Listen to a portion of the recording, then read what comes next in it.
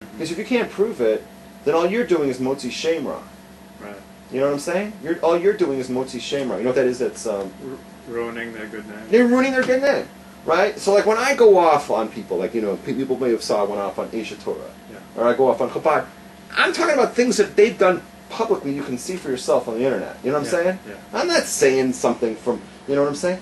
It's like something you can see yourself. Yeah. So that's not lashon hora, right? Yeah. But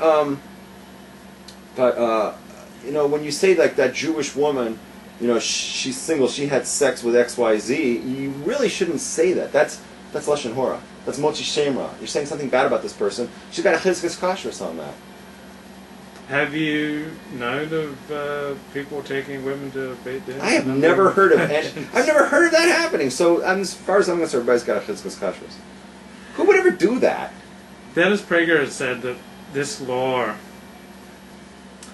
is to, like the law that stoning the rebellious child. This is to undercut these accusations, because think how easy it would be to disprove. The woman could just get some blood and put it on the sheet and say, look, I was a virgin.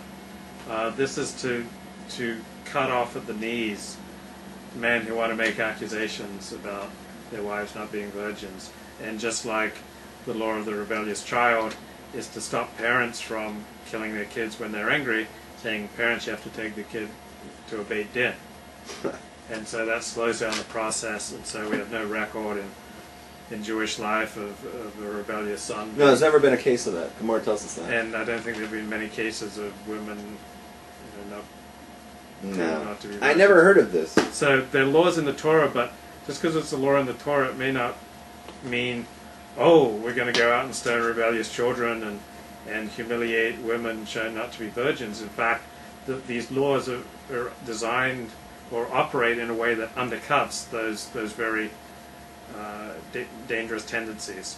So we have in the Muslim world honor killings, where if a woman is presumed not to have been a virgin, often her family will murder her. So the way the Torah is operated, it undercuts that, so families don't go out and murder their daughters. And I don't know of any Jewish families that have gone out and murdered their daughters. Murdered their daughters? Because they're not virgins. Where does it say in the Torah to murder your daughter? It doesn't, but it undercuts the rage. The way it operates is that it provides every incentive for a man not to lodge a public complaint about his wife's lack of virginity. So I see. On the one hand, it seems to say, oh yes, man, we understand your wife's not a virgin, well, you just take her to the Beit Din. But the way it practically works out is that it undercuts a man's incentive to do that, just like it undercuts a parent's incentive to kill their kid. If the kid's making them angry, he says, oh, you want to kill your kid? We understand that. Bring him to a Beit Din and we'll do it for you. Never actually happens, but by forcing people to go through a process with a Beit Din, that prospect, it hinders people from doing stupid things. Nice. I like it.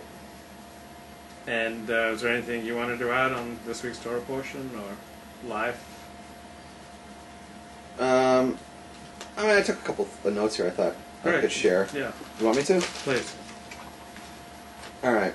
We have a little fun, a little dessert action here. Yeah, this has been very serious tonight, so now we're going to lighten up. The Baal Turim, who's one of the commentators on the Torah, he likes to delve into gematrias and stuff. Yeah. So he says like this. He says, in this week's Torah portion is called Eikev, right? Mm-hmm. So it's an ayin kuf base.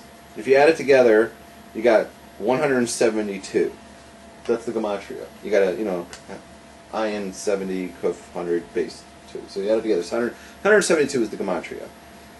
So what does that equal? That equals the number of words if you read the whole parsha of the Ten Commandments. There's 172 words. So there's a connection right away between Mount Sinai, when the Torah was given, and this week's parsha. And what's this pasuk? You talked about this verse earlier. That you should have to guard all the mitzvahs, right? Mm-hmm. So it talks about all the mitzvahs. Mm-hmm. So what is Eikev doing there? What's that word? it's really just there, according to the Bible term, as a number. To remind you of this. The Pri Tzaddik further explains, he says, when the pasuk, when the verse here is talking about you have to do all the mitzvahs, think of them as all 613 mitzvahs. Everything, because he's talking about all the mitzvahs here. It says, V'haya Eikev tishmeru mishpati na'ela. He's talking about all the mitzvahs, but yeah, we don't need the word Eikev for that. Eikev is to tell you that there's 100, that it's remind you of Mount Sinai, that every one of the mitzvahs that you're doing, it came from Sinai. This is not man-made. There's a lot of ignorant people out there, Bible critics and heretics, who will tell you that, oh, the Talmud is man-made, and it's not binding, and you really don't have to follow any of it. Well, that's complete bullshit. And this week's first verse tells us, reminds us, that every single thing in oral Torah is from God. All 613 mitzvahs are from God. You mentioned the Ben Sor Mor, the rebellious child. The rebellious child is from God.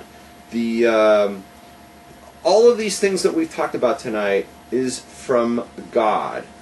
Lighting Shabbos candles, it comes actually inspired through God.